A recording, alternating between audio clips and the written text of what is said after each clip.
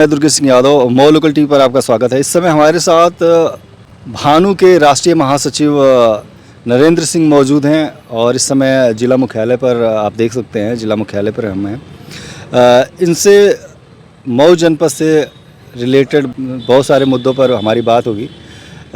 फ़िलहाल हम इनसे सवाल करना चाहते हैं कि मऊ की चिकित्सा व्यवस्था के हालिया स्थिति को ये कैसे देखते हैं। सर, स्वागत है आपका। अगर मैं बात करूं जनपद के जो स्वास्थ्य विभाग है, तो स्वास्थ्य विभाग की स्थिति बहुत ही दयनीय है, बहुत ही दयनीय है। वहाँ पे देखा जाए तो करोड़ों रुपए का जो स्वास्थ्य के नाम पे जो दवाएं आती हैं, उसका पूरा लूट का अड्डा बना हुआ है। जो मरीज़ हैं उनको डॉक्टर लिख देते हैं, जाइए बाहर से दवा ले लीजिए। काउंटर पे इन्हें के नहीं कुछ दवाएं मिल जाती हैं, बाकी सारी मैक्सिमम दवाएं बाहर से लेना पड़ता है। इस तरह से जो हमारे पेशेंट हैं, जो हमारे रोगी हैं, उनको बड़ी ही असुविधा हो रही है। और इस पे मैं कहूँगा कि हमारे ज़िले के जो सीएमओ महोदय हैं, जो सीएमएस हैं, उन लोगों की पूरी जिम्मेदारी बनती है। इसके बावजूद भी ये देखने में आता है कि जिला प्रशासन भी उस पर कहीं ना कहीं से नज़र नहीं रखा हुआ है, जिसके वजह से अनदेखियाँ हो रही हैं। आपने पीछे देखा होगा, फर्जी अस्पताल भी सामने आए, बहुत सारी महिलाओं की डेथ भी हुई इन अस्पतालों में, जिसके चलते इन अस्पतालों को सील बंद किया गया।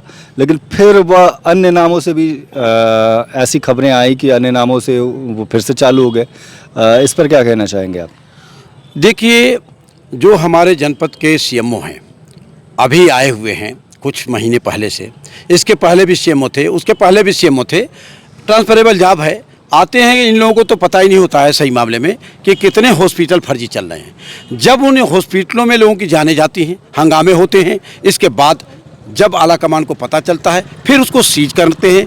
फिर सीज तो कर देते हैं, लेकिन मेरा एक सवाल है, उसको रिलीज फिर कैसे हो जाता है? वो हॉस्पिटल रिलीज कैसे हो जाता है?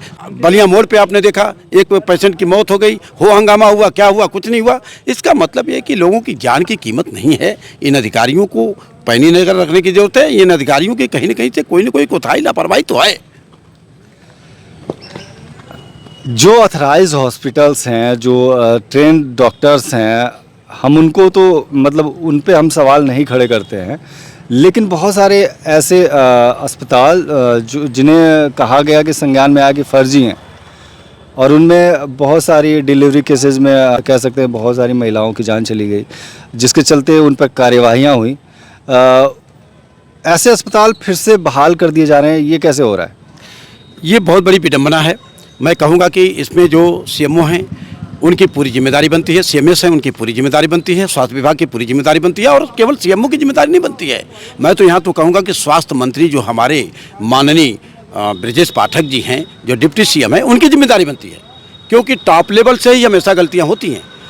जब कभी कोई अधिकारी किसी हॉस्पिटल को सीज करने की बात करता है, तो कहीं न कहीं से नेता नगरी का उसमें प्रभाव आता है, और वो फ़ोन कर देता है, कहीं से बात आ जाती है, और पता चलता है कि वो हॉस्पिटल सीज होने से बच गया। क्यों?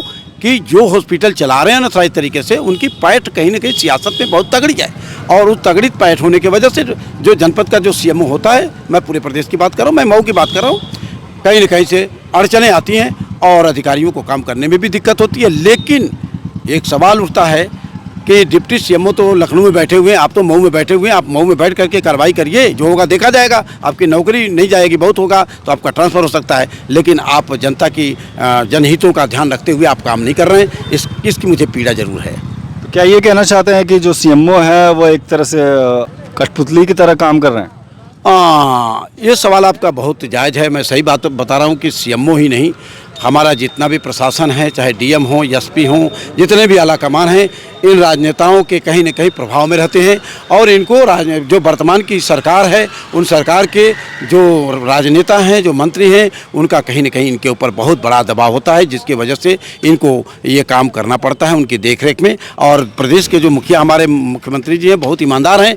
लेकिन मैं निश्चित तौर से कहूँगा कि जो मंत्री हैं, जो विधायक हैं, जो नेता लोग हैं, वो कहीं न कहीं से बहुत जास्ती जनता के साथ कर रहे हैं। और मैं तो कह रहा हूँ कि जनता के धनों की लूट का अंबार चल रहा है, जनता को निचोड़ा जा रहा है। और ये निचोड़ कब खत्म होगा, ये माननीय योगी जी इनके पीछे खुफिया लगा दें, मंत्रियों के पीछे खुफिया लगावें, अधिकारियों के पीछे खुफिया लगावें, तो पता चलेगा कि कितना बड़ा चोरी हो रही है प्रदेश के अंदर।